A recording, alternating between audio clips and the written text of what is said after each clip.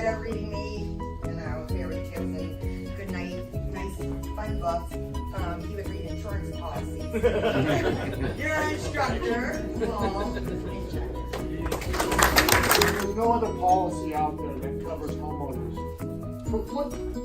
It's a federal policy. You all know that, right? Interesting that we've got a fraud presentation today because a lot's been on my mind and a lot of you have been reading about the cheating scandal that's taken place. Congratulations! Welcome to the insurance industry.